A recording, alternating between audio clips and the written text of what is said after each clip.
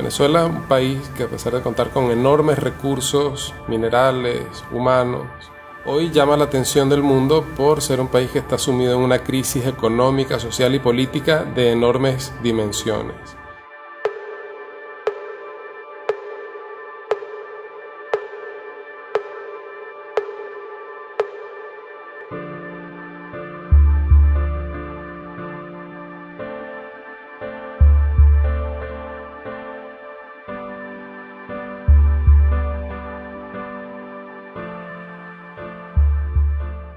Son ya conocidas las filas enormes de personas ante establecimientos donde se venden alimentos, tratando de conseguir alimentos subsidiados.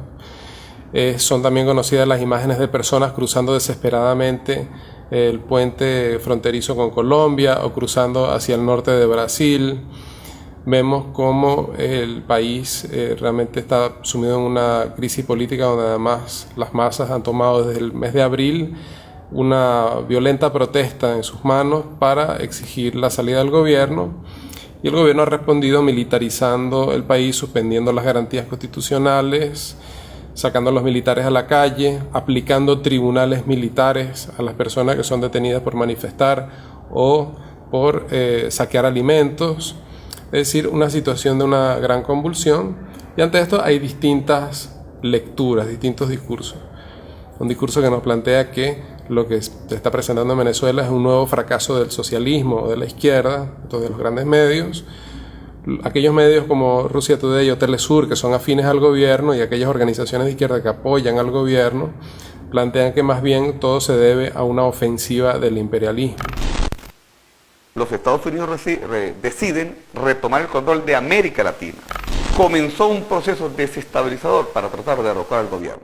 Pero para entender las causas de esta crisis y de por qué la renta petrolera no fue aprovechada para el desarrollo nacional y en servicio de las mayorías populares y obreras, hay que tomar en cuenta que el chavismo, pese a decirse socialista, pese a decirse antiimperialista, nunca sacó a Venezuela de su estructura capitalista semicolonial. Venezuela es un país cuya industria petrolera, que es la principal industria, que representa más del 90% de sus exportaciones, una industria que está colonizada por transnacionales como Chevron, como Repsol, como empresas rusas, chinas, en fin, una fórmula de empresas mixtas que ha aplicado el gobierno desde tiempos de Chávez y que ha permitido que entonces que gran parte de esa renta petrolera haya sido directamente apropiada por estos capitales transnacionales. Somos una patria anticolonialista, antiimperialista, antiesclavista.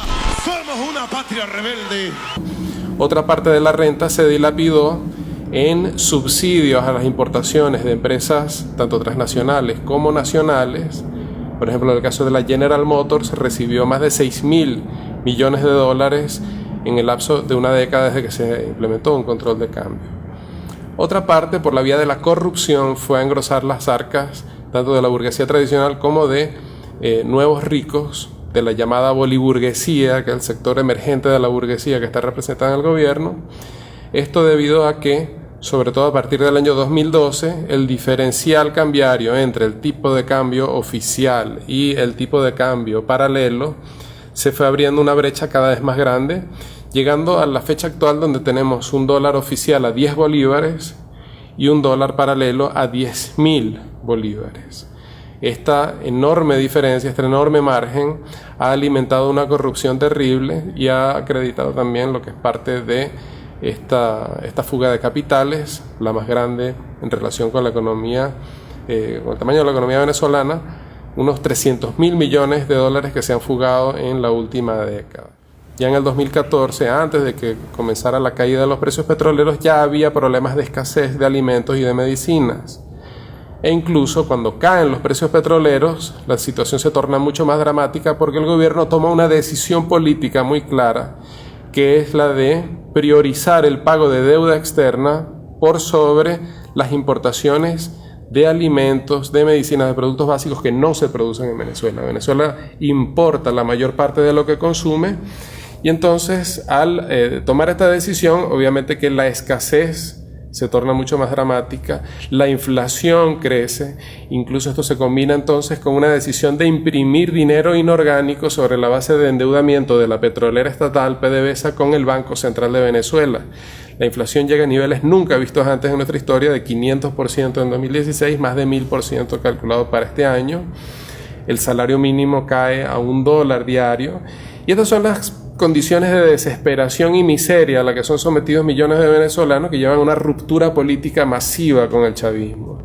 Se expresa en el 2015 electoralmente, se expresa en el 2016 en forma de saqueos en distintas ciudades y en el 2017 en esta generalizada rebelión popular.